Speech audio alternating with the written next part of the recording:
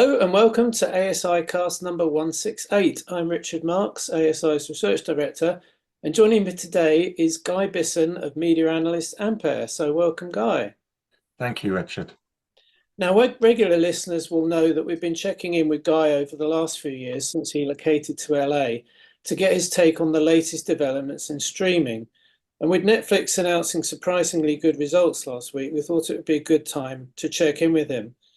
So I guess the first question I've got, guys, that in the early days of streaming, Reed Hastings commented that Netflix's only competitor was sleep. That's clearly no longer the case, and competition in the streaming market is getting more and more fierce. Does this competition mean that content is going to be getting effectively more mainstream? I noticed that just last week, Netflix did a deal to get the rights to WWE wrestling, which led their chairman of film, presumably, to resign on the same day, although they may not be linked. But do we think that groundbreaking and innovative shows are going to be a thing of the past now for the streamers? I think there are a lot of different influences on what is happening in the content business, and not necessarily the competitive environment is the main driver for a shift in strategy. I think the adoption of advertising, which of course was driven by the downturn that we saw in streaming over the last 18 to 24 months, and of course the competition, is more of an influence on a move towards a more generalist programming agenda. It's true to say that the streamers still have a particular focus that is noticeable. That focus, of course, is on scripted entertainment, although unscripted entertainment is becoming increasingly important to their overall strategies. And hitherto, that strategy has been driven by flagship, high production value dramas and shows. That will continue, but what we're seeing is a broadening in terms of the demographics the shows are targeting. So no longer the 18 to 35-year-old or the 24 to 35-year-old is the be-all and end-all of content strategy. We're now seeing an increasing focus on older demographics, and drama investment is going into types of content that interest and attract and retain those demographics. So I don't think we'll see an end to innovation, but we will and are seeing a broadening of focus as the services themselves become ubiquitous, and thus their customer base becomes more generalist. Interesting point. There was a review of Apple's Masters of the Air in The Guardian in the UK last week that said it feels like the end of something, a season finale to the long-running series Extravagant TV. And we know, obviously, Disney have been very open about their cost cutting. In what ways do you think that cost cutting is manifesting itself? I mean, there's obviously the opportunity to produce fewer series, less content. There's the opportunity to spend less on those series. Do you think that we are at the end of extravagant TV, even for the high-end stuff? Like, I think the Rings of Power cost multiple tens of millions of pounds to produce for Amazon without a huge amounts of viewing. Yeah, I'm enjoying Masters of the Air myself at the moment and eagerly awaiting the next episode, which drops this evening. But I think, without being too negative of the Guardian's view, Apple was probably the wrong example to pick as the one who would move away from high production value shows. I think it's central to their strategy, to their brand, to the association with quality that Apple has always had. So if anyone is going to continue that very high-end show, it will be Apple. But specifically to the question, how does one get more bang for your buck, to paraphrase Netflix? Fewer shows is certainly one way, and we are picking up on a very distinct downturn in US scripted commissioning, which I think we'll probably address shortly.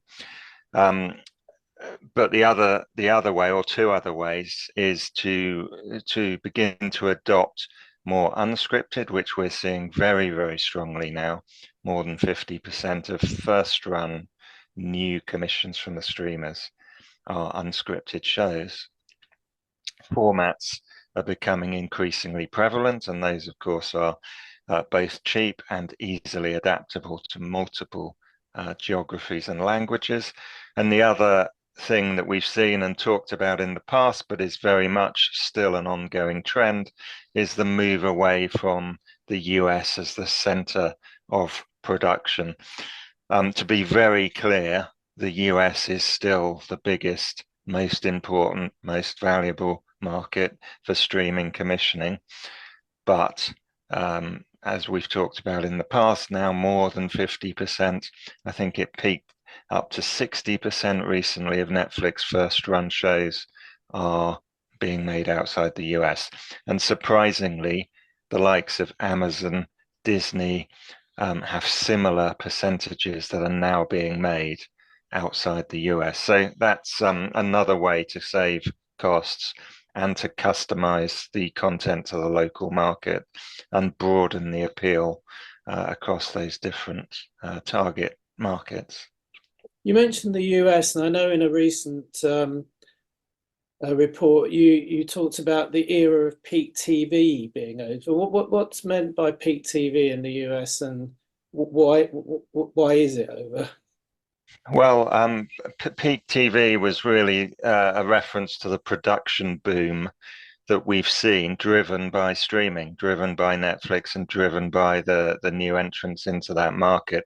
And for more than a decade, we had close to exponential growth in production volumes of original new content. And that's what's fueled what has become known as peak TV, which is the very high volume of very high quality drama that is on streaming. But of course, that had a knock-on effect on everyone else in the market. So we saw pay TV providers move heavily into high-end original production, and broadcasters up their game in terms of original drama.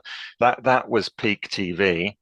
And the end that we've seen is driven by some of the things that we've been talking about: the downturn in streaming, the reversal of opinion, I guess, of investors, particularly Wall Street investors, of the direct-to-consumer streaming model, and the demands that profitability should be front and center of strategy rather than growth at any cost. And so what we saw starting actually in 2022, so before the strikes, which of course in the US are a very important factor, was a downturn in commissioning volumes. And that downturn has continued through 2023. And that's really what we meant by the end of peak TV. But yeah, that definitely makes sense. And in the context, you mentioned what investors are looking for. Was it a surprise that Netflix had such a good quarterly subscriber growth figures? Does that indicate somehow they're more resilient than the streamers? Is it a result of their ad policy, or is it a result of their crackdown on passwords, or combination of those? It seemed to catch some people, probably not you, because you're analysing the stuff, but slightly surprised that Netflix, as the grand old man of streaming, had done so well. Yeah, but that position as the grand old man is actually a huge strength and a huge benefit to Netflix.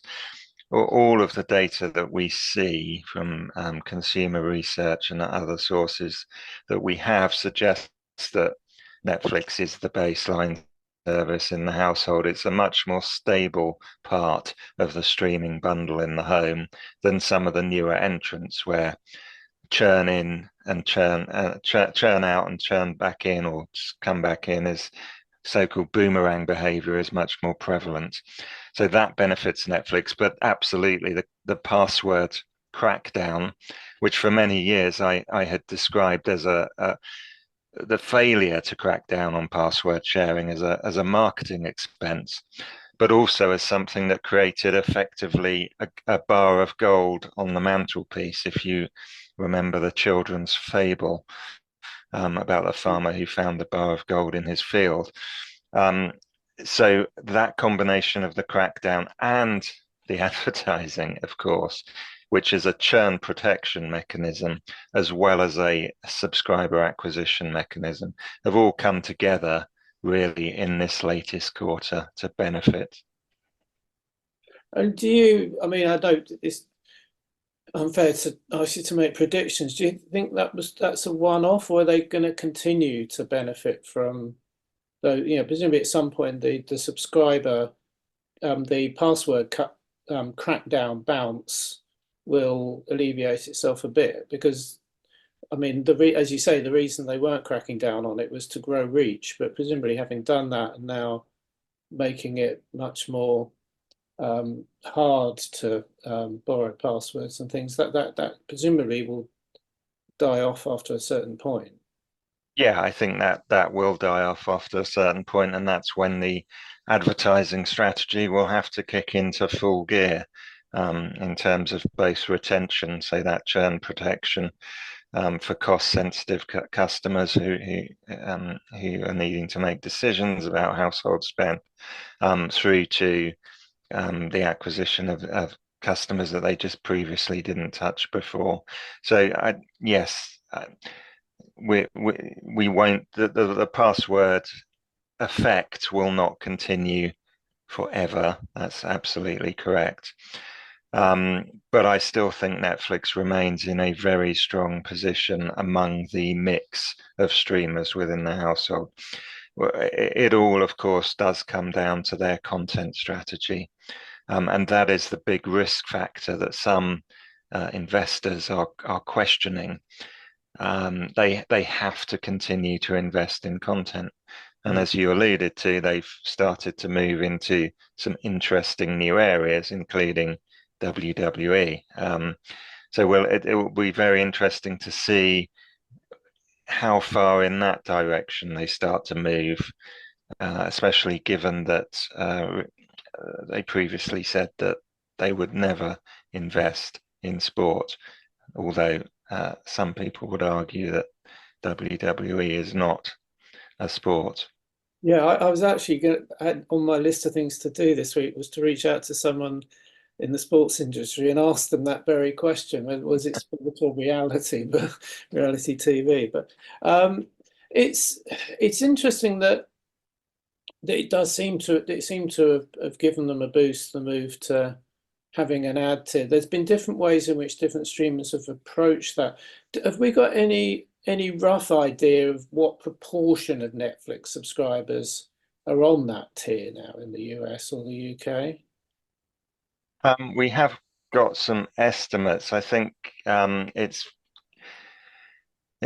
certainly early days in terms of working out exactly how impactful that strategy has been. It looks like it's been a very successful, or a relatively successful strategy, despite the teething problems that they have expressed themselves they were having, particularly around targeting. But I think going forward, given our consumer data is showing that the ceiling in terms of the number of services people are willing to take was reached about 2 years ago, i.e., the number of services in the household just stopped growing, the number of streaming services, that one cannot proceed without an advertising strategy now, with the possible exception of very specific strategic approaches like Apple. But moving forward, it's going to be a core part of their growth story. And overall, we think that at least 6 percentage points of growth in the wider streaming market, in terms of the value of that market, will materialize as a result of advertising. And that growth would not have existed without the advertising part of the equation. So while it's still the much smaller part of the overall pie, even well into the forecast period, it's essential for the ongoing growth of the sector. And there do seem to be, as I mentioned, different approaches to doing it, in that essentially, although over the next few years Netflix will play around with their prices, but essentially the Netflix approach was to launch an ad tier as a discounted tier, have some ads and it will be cheaper. The Amazon this month, I think, launch, where basically the standard Amazon Prime package, you get advertising whether you like it or not in your standard package, and you pay an extra £3 or £4 or dollars a month to not have the advertising. In other words, you're opting out, as it were, rather than getting a discount for the advertising being there. Are there any thoughts about what impact that may have? Because I'm guessing they may think they're more resilient because the main motivation for many people having Prime is not the video, it's the home delivery. So that they may not be scaring as many people off. In a way, Disney did exactly that same strategy, in respect that when they brought the ad tier in, they kept they priced it at the price that the premium had been, and then you had to pay extra to effectively remove the ads. So I think it's an evolution of strategy, which is driven by the fact that the streamers, at least in the USA, are making more money from an ad customer than a non-ad customer. So a premium customer is less valuable to them than an ad-supported customer. And so all of the recent moves strategically around the manipulation of pricing and tiering have been to encourage uptake of the ad tier. And I think that's the main driver for the Amazon and the Disney approach to that pricing tier mix. Yeah, I can imagine Spotify watching all this with interest, given that, that you can imagine that, I mean, there'll probably be uproar, but you can imagine that there'd be an attraction to Spotify of having a hybrid model of an intermediate sort of tier of pay plus adverts, because at the moment it's very clearly delineated that it's free if you get adverts and paid if you don't. So interesting to see what they do. Given, as you say, if advertising is seen as such a driver of growth in the video area, what implication that may have for audio streaming as well. But I guess that's a whole other podcast. But yeah, you mentioned ad supported. The other area that Netflix, even before ads, was putting a lot of effort into was games, gaming. What's been the latest developments for them on that front? I think it's and you probably saw this week that Disney has also recently invested in a gaming company, in Epic Games. So I think games. It's funny how one streamer does something and others begin to follow into that sector. I think for Netflix, it started as a concept around the development and exploitation of intellectual property, which in a way, I mean, I keep referencing Disney, but Disney was the great user and strategizer around leveraging intellectual property to the hilt across multiple means of exploitation, of course, encompassing merchandising, movies, streaming, shows, etc., etc. I think Netflix had ambitions to develop in a similar way, albeit on a smaller scale, while also shoring up a particular segment of the market, particularly helpful for some of the younger demographics and some of the 20s and 30s demographics, which were the base of their whole business. So while I talked earlier about targeting a broader and older demographic for growth, keeping that core happy was absolutely essential, and gaming was just another way to do that, while also beginning to leverage the value of intellectual property that they had created from scratch through their originals program. So it was a good fit strategically for Netflix. And I think it will continue to be an important sub-segment of their business. But is it working? Because I think initially I'd heard that it hadn't exactly panned out the way they'd hoped in terms of uptake. In fact, I'm a Netflix subscriber, and I've never seen any mention in the Netflix app of games or where I might see these games or where they are. I only ever hear about Netflix games in business magazines. No, that's a that's a good and a fair point. And I'm honestly, I don't know the answer to the question, is it working for them? I don't think we have enough transparency on what uh, I guess what the target was when they first launched it, because they never really said, and we expect it to generate X% of our revenue or to become this scale of our business. They talked about it more in those strategic crossover terms that I was just talking about, and leveraging IP, and Mm. um, that has benefits that are not only financial in terms of creating customer engagement, building fan bases, and creating stickiness for customers who are engaged by it. But in terms of has it met their internal revenue targets, or indeed usage targets, I don't have the information to answer that.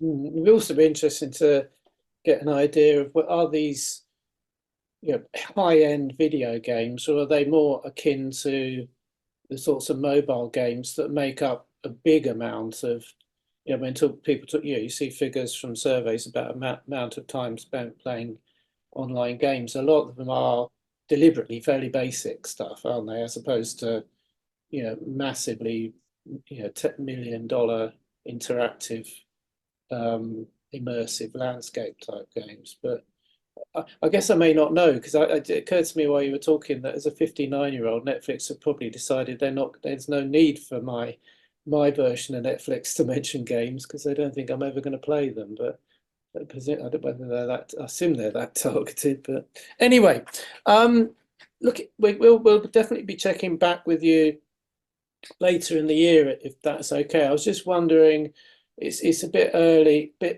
bit late in the year to be talking about the year ahead, but are there any things you think we should be looking out for this year that may be, potential major things? Are there there's any talk of acquisitions? If Netflix is perceived to be doing well, does that make them more or less likely to be a target for a Microsoft or someone like that, or is that the sort of prediction that people have been making? I think for the last 5 years that Netflix will be bought by someone that year, but they haven't. I mean, just to take a step back to the beginning of your question, what should we be looking for in this year? It's certainly a pivotal year in terms of the development of the overall business, and it's pivotal because of the slowdown that we witnessed through late 22 and through 2023, and that complete adjustment to streaming strategy, both in terms of the adoption of advertising and the approach to content spend and content volume. So, although it's not a sort of banner type thing to watch, just watching how the industry comes through this phase of adjustment is going to be absolutely key this year. And at what point we return never to the peaks that we saw, but at what point we can return to a new stability where investors are a little more comfortable with the strategy, with the outlook, and with the model of streaming. And content investment is stabilized, and more certain in terms of the sort of volumes and investments we can expect. So that's a kind of under the radar thing to watch.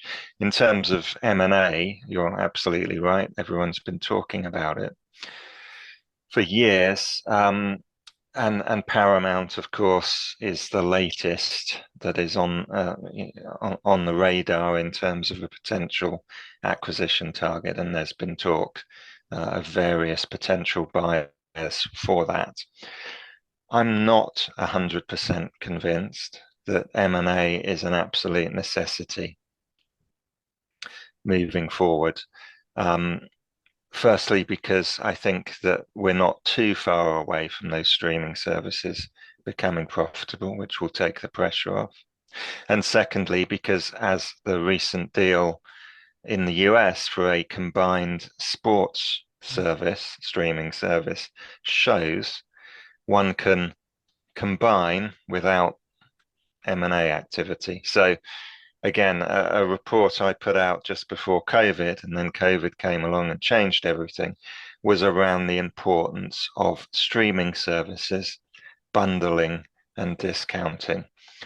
And I think we're really seeing big moves now, especially with that sports deal, which will be a fully integrated service in terms of cross-content navigation. As a potential way forward that does not involve full M&A. So while I'm not saying there will be none, I'm not sure it's quite the absolute essential that some commentators are suggesting.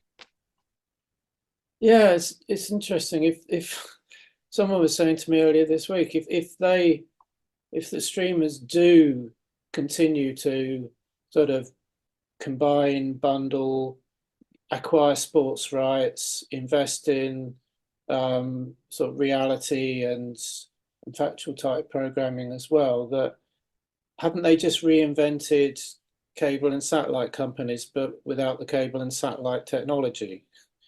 Yeah, what aren't they just ending up being exactly what they were the insurgents against in the first place? Just that they're delivered via broadband, so don't need the actual sort of infrastructure that a Comcast or a Sky needed. I mean, ironically, and I think last week Sky laid off significant numbers of engineers because they're preparing for the inevitable full move over to streaming.